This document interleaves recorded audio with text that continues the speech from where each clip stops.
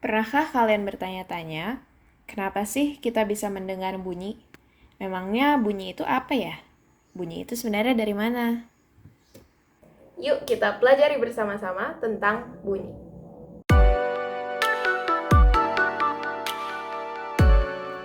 Bunyi adalah gelombang yang dihasilkan oleh suatu getaran sebagai sumber bunyi. Bunyi melibatkan gelombang dan juga getaran dalam prosesnya. Gelombang merupakan getaran yang merambat. Gelombang dalam bunyi termasuk ke dalam gelombang longitudinal, yaitu gelombang dengan arah rambatnya berimpit dengan arah getarnya.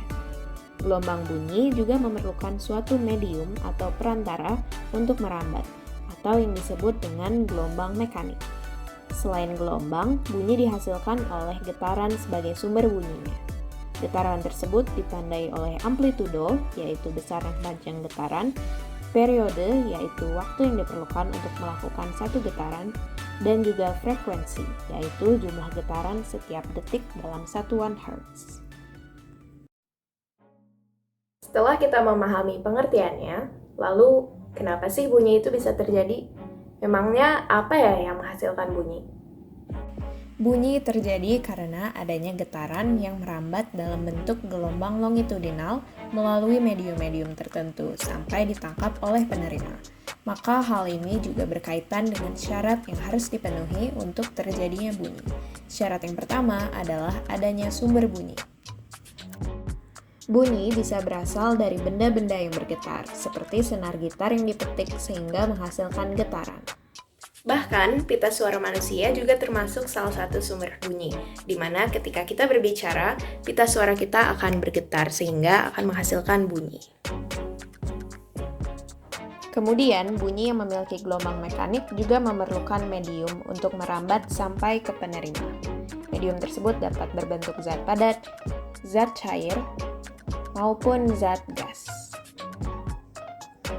Bagaimana proses terjadinya bunyi sampai terdengar di telinga kita?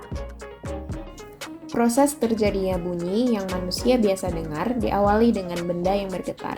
Benda yang bergetar tersebut akan menggerakkan molekul udara sehingga menimbulkan gelombang, yang kemudian akan ditangkap oleh telinga. Molekul-molekul udara yang saling bertumpukan akan menimbulkan rapatan dan regangan, atau yang disebut sebagai gelombang. Gelombang tersebut akan terus merambat di udara hingga ditangkap oleh daun telinga. Setelah itu, gelombang tersebut akan bergerak di sepanjang saluran telinga hingga sampai di gendang telinga dan tulang-tulang pendengaran. Pada akhirnya, gelombang diubah menjadi impuls saraf menuju otak, sehingga kemudian manusia dapat mengidentifikasi bunyi yang didengarnya. Bunyi juga memiliki jenis-jenis yang berbeda. Berdasarkan frekuensinya, bunyi dibagi menjadi 3, yaitu audiosonik, infrasonik, dan juga ultrasonik. Audiosonik adalah bunyi yang memiliki frekuensi 20 Hz sampai 20.000 Hz. Audiosonik inilah satu-satunya jenis bunyi yang manusia bisa dengar dalam kehidupan sehari-hari. Kemudian, infrasonik merupakan bunyi dengan frekuensi kurang dari 20 Hz. Jenis bunyi ini hanya bisa didengar oleh hewan-hewan tertentu seperti jangkrik dan anjing. Jenis bunyi yang terakhir adalah ultrasonik, yaitu bunyi dengan frekuensi lebih dari 20.000 Hz yang hanya bisa didengar oleh hewan seperti kelelawar dan lumba-lumba. Bunyi memiliki frekuensi yang berbeda-beda, dan hal tersebut dapat dibuktikan melalui percobaan sederhana berikut ini. Siapkan gelas kaca, sendok logam, dan juga tuner. Ketukkan sendok pada gelas kosong tersebut dan ukur nada yang dihasilkannya.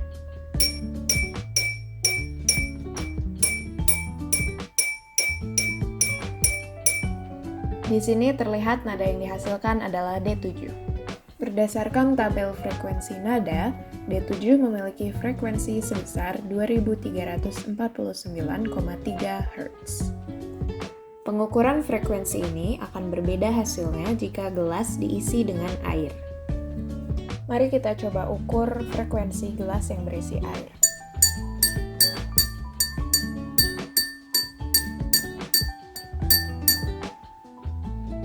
Terlihat nada yang dihasilkan adalah A6.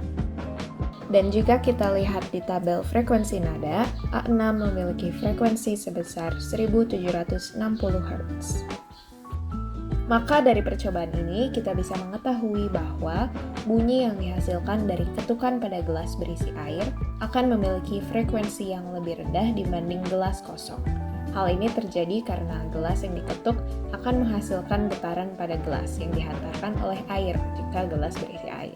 Maka gelas yang berisi air akan menghasilkan getaran yang semakin sedikit, sehingga frekuensinya lebih rendah dan nada yang dihasilkan juga lebih rendah.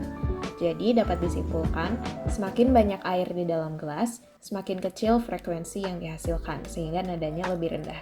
Dan juga sebaliknya, semakin sedikit air di dalam gelas, semakin besar frekuensi yang dihasilkan, sehingga nadanya lebih tinggi. Ternyata bunyi memiliki peran yang besar yang sering kita tidak sadari dalam kehidupan kita. Dengan adanya seluruh proses terjadinya bunyi tersebut, kita dapat berkomunikasi satu sama lain dalam setiap kegiatan dan aktivitas kita. Terima kasih sudah menonton and see you guys next time.